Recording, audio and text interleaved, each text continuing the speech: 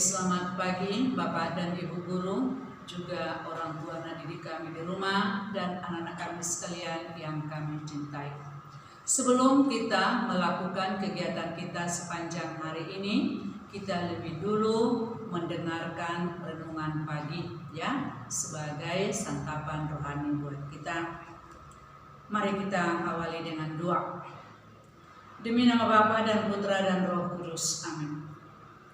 Allah Bapa yang Maha Baik, puji syukur Tuhan kami haturkan kehadapan-Mu atas segala rahmat kesehatan yang telah Tuhan berikan kepada kami. Engkau lindungi, Kau jagai kami sepanjang malam tadi, hingga pada hari ini juga kami tetap dalam keadaan sehat. Ini semuanya karena kasih-Mu. Tuhan, sebentar lagi kami akan mendengarkan firman-Mu. Bukalah hati dan pikiran kami, agar kami dapat memahami apa isi daripada firman-Mu, dapat kami terapkan di dalam kehidupan kami. Benar kami menjadi pelaku firman-Mu. Inilah doa yang kami sampaikan kepadamu dengan perantaraan Kristus Tuhan kami. Amin.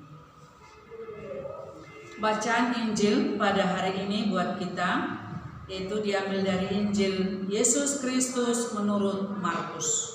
Dimuliakanlah Tuhan.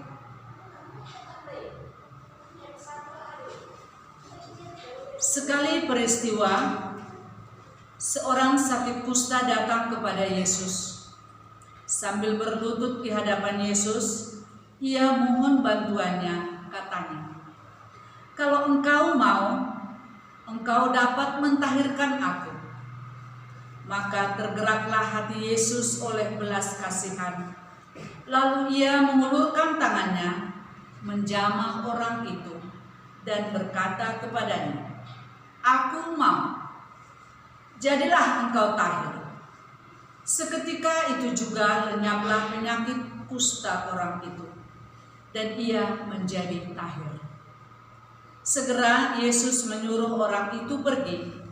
Dengan peringatan keras katanya, "Ingatlah, janganlah engkau memberitahukan hal ini kepada siapapun, tetapi pergilah, perlihatkanlah dirimu kepada imam, dan persembahkanlah untuk pentahiranmu persembahan yang diperintahkan oleh Musa, sebagai bukti bagi mereka." Tetapi orang itu pergi memberitakan peristiwa itu dan menyebarkannya kemana-mana, sehingga Yesus tidak dapat lagi terang-terangan masuk ke dalam kota. Yesus tinggal di luar kota, di tempat-tempat yang sepi. Namun orang terus juga datang kepadanya dari segala penjuru. Demikianlah Injil Tuhan. Terpujilah Kristus. Nah, baik. Isi daripada renungan pada hari ini adalah itu mengenai kasih. Kasih Yesus tidak pandang bulu.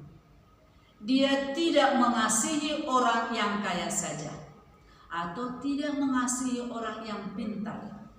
Tetapi kasih Yesus itu adalah tulus. Dia menunjukkan kasihnya kepada semua lapisan umat yang datang kepadanya. Nah, kita juga sebagai manusia biasa, baik dalam keluarga, di sekolah, di masyarakat, hendaknya kasih yang diberikan Tuhan kepada kita salurkan kepada sesama kita melalui perbuatan-perbuatan kita. Jangan kita melihat seseorang itu dari latar belakangnya, karena orang itu kaya lalu kita mengasihi dia, atau karena ini misalnya orang yang cantik atau orang ini yang pejabat, tapi orang yang susah kita singkirkan. Itu merupakan hal yang tidak dikehendaki oleh Tuhan. Jadi kasih yang diberikan Tuhan kepada sesamanya itu mengobati orang yang berpenyakit kusta. Bukan penyakit kusta itu karena orang kaya, tidak.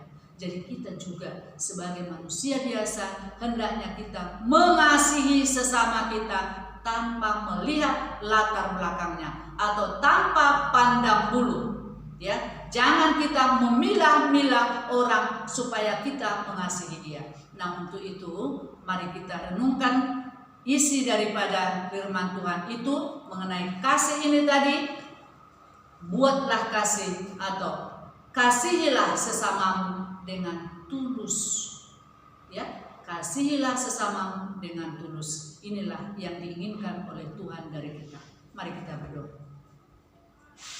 Tuhan Yesus yang baik, firman-Mu pada hari ini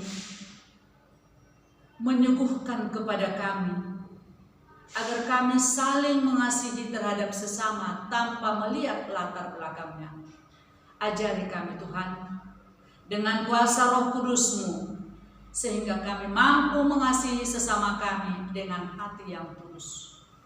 Semuanya ini dapat kami lakukan karena rahmat-Mu. Untuk itu juga kami mohon kepada sesama kami, biarlah kami saling mengasihi di dunia ini dengan hati yang tulus. Tuhan Yesus yang baik, kami juga tidak lupa mohon kepadamu.